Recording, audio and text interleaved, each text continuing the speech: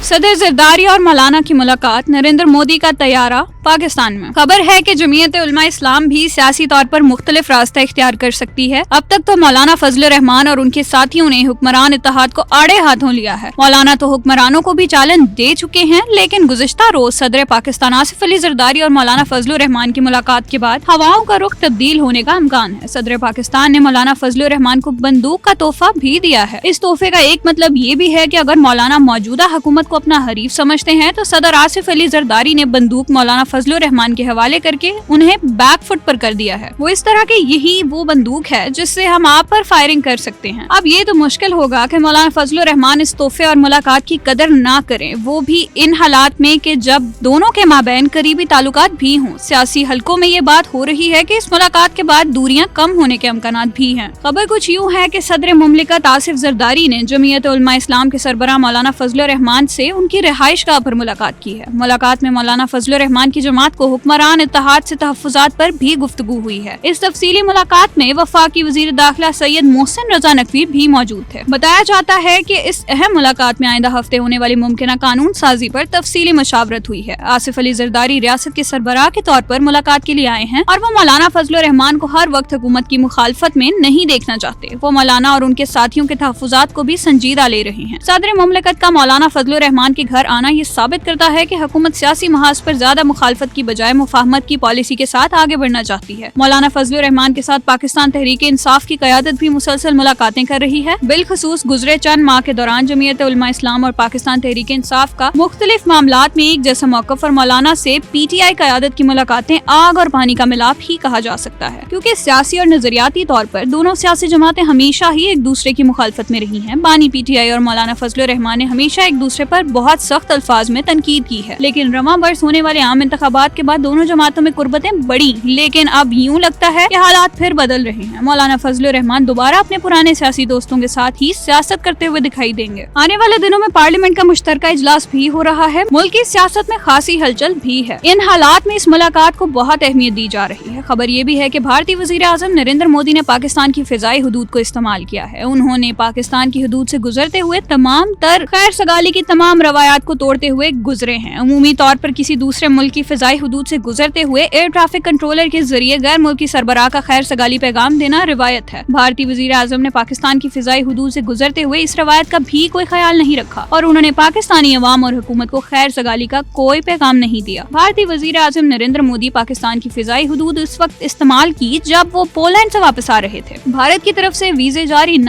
होने की वजह से पाकिस्तान की snooker team world junior snooker championship में शिरकत से महरूम हो गई है। मोदी साहब एक तरफ पाकिस्तान की फिजाई हुदूद इस्तेमाल कर रहे हैं तो दूसरी तरफ उसकी हुकूमत खेलों को सियासत ज़दा करने में सबसे आगे है। ये खबर आज हवाले के तौर पर है ताकि नरेंद्र मोदी और उनके साथियों को याद रहे कि कहीं तो तासुब से बाहर निकल आए। आपकी तरफ से खैर सगाली का पैगाम जारी करने से यहाँ कोई जश्न तो नहीं होना था। ये अमल आपकी मुतासब सोच की अक्कासी करता है। हमने तो आपका अभिनंदन भी छोड़ दिया था। भारतीय वजीर आज़म नरेंद्र मोदी का तैयारा सुबह 10:15 बजे पाकिस्तान की फिजाई हुदूद में दाखिल हुआ और 11:01 पर भारत में दाखिल हुआ। भारतीय वजीर आज़म का तैयारा 46 मिनट तक पाकिस्तान की हुदूद में रहा। भारतीय वजीर आज़म का तैयारा चित्राल के ऊपर से पाकिस्तान की हुदूद में दाखिल हुआ और इस्लामाबाद और लाहौर के एयर कंट्रोल एरिया से गुजरा। नरेंद्र मोदी साहब, आपसे ऐसे खैर सगाली की तवक्को भी नहीं है। आप तो मुसलमानों के कातिल हैं। आखिर में सज्जाद बलोच का कलाम, शहर पर बेसकूनी का साया है क्या, हर तरफ शोर करती हुई गाड़ियाँ, सब किसी हादसे के ताक़ुब में हैं, जल्दबाज आदमी दौड़ती गाड़ियाँ। जिस तरह ख्वाब के झपट्टे में कोई नक्श माजी का मादूम होता हुआ, जिस तरह धुंध में गाँव से शहर की सिम जाती हुए सुबह की गाड़ियाँ। शहर से बस मेरा काम का नाता था, भागते दौड़ते दिन गुजर जाता था। मुझको डर रहता था रात पड़ने से पहले निकल जाएंगी गाँव की गाड़ियाँ।